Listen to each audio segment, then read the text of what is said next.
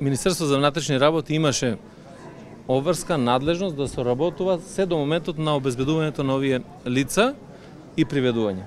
Сега моментот постапката за екстрадиција води Министерството за правда со меѓународна правна помош на Министерството за правда на Грција и за сите информации во однос на екстрадицијата и водењето на постапката ќе мора да побарат информација од Министерството за правда. А во однос на вашата потрага по логистика, откривте ли за колку лица се работи и дали може би биле во роднински врски со нив? Имаме многу податоци во однос на ова, заедно работиме со обвинителството, меѓутоа тоа се информации што не се споделуваат со јавноста во оваа фаза. Имате ли информации дали тие лица се вработени се уште во МВР, во УБК? Имам информации, не можам да ги споделам со јавноста. Министре, бидејќи ни призна темата Постои опасност да споделат, да им бидат земени, да кажат одредени разузнавачки информации. Сега знаеме што работеле цело време и каква позиција држале.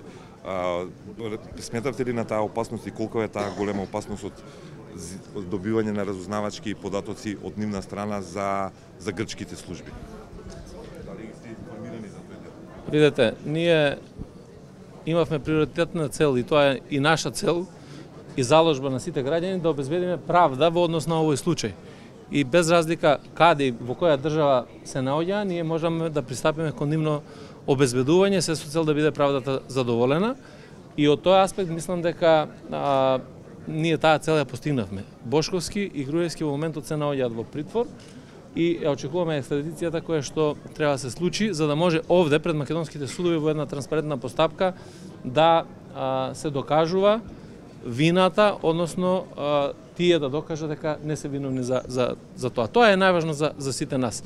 Инаку, во однос на споделување на информации и така натаму кои што ги имаат тие или било кој друг, верувајте, нема ни една информација веќе во јавноста што не е споделена. Па вие слушавте цело време во објавувањето на материјалите со што тие работеле. И македонската јавност, сите останати ги знаат сите детали во однос на нивната активност и работа која што била до сега. Како ја оценувате безбедносната ситуација? Очекувате ли инциденти за време на вториот круг на гласење? Имаме имигранти и легалци во земја?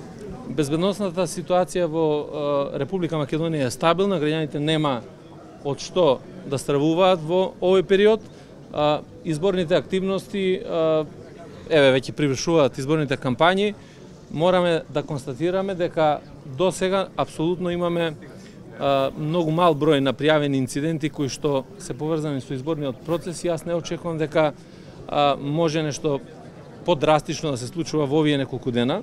Меѓутоа уште еднаш упатувам апел и до граѓаните и до политичките субјекти да навистина бидат на висина на својата задача и на демократското право за остварување на право на глас, да политичките партии не злоупотребуваат било какви институции или инструменти кои што може да го нарушат изборниот процес. За Република Македонија е најважно овој изборен процес да заврши така како што започна, така како што беше на првиот круг од изборите, заради тоа што пред се за Република Македонија и за низината иднина е важно дека овие институции на Република Македонија имаат капацитет да спроведат демократски фер избори на кои што граѓаните ќе можат слободно да донесуваат одлуки. Министре, повторно во однос на Груевски и Бошковски, дали нивното лоцирање се одвиваше по пат на банкарските картички платежни?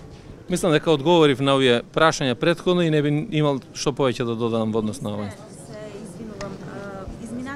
Изминативе денови од служби во Америка се предупредува на повратници од Исламска држава, па и во Македонија се споменува како земја. Ние знаеме дека изминатиот период се следи состојбата на терен, дали безбедносните свири имаат изготвено систем и се подготвени.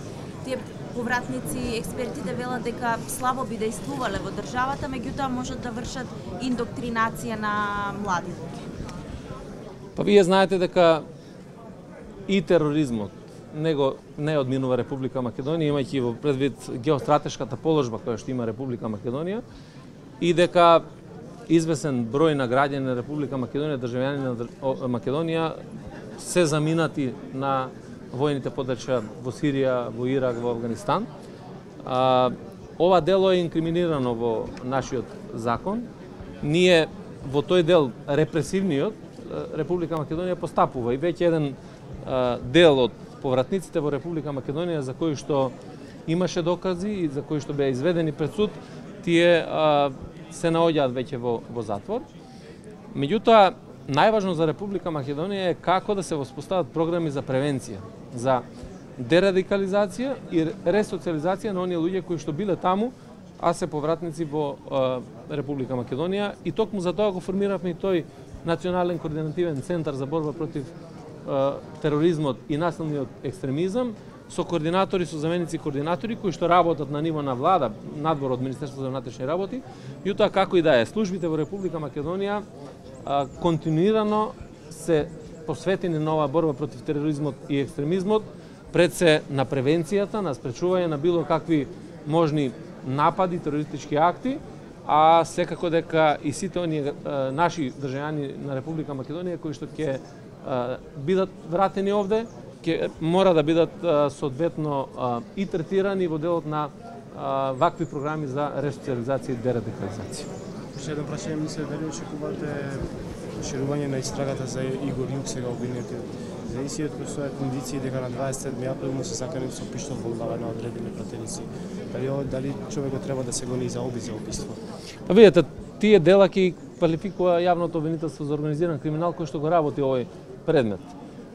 Најважно за Република Македонија е никој да не избега од лицето на правдата и за настаните на 27 април, меѓутоа и за сите други дела кои што се поврзани со било каков криминал во Република Македонија. Ако бараме правда за сите, тогаш таа правда мора да биде достапна, без разлика кој е и што е, а посебно оние насилници кои што влегува во собранието со умисла, со цел да убијат пратеници и на тој начин директно ударија на уставниот поредок на Република Македонија. Малку ми е нејасно во однос на прашањето на Миомир, мислам дека не се разбравте. Дали стравувате дека може да тргуваат со информации со Грција со оглед на тоа дека 10 години го прислушувале државниот врв тука и сите политички партии, за да се пазарат да не бидат екстрадирани овде, бидејќи како што рекоа се Тие плашат? мора да бидат екстрадирани бидејќи постојат меѓународни конвенции на основа на што тие треба да се врата во Република Македонија. Тоа се норми кои што мора да ги почитуваат државите.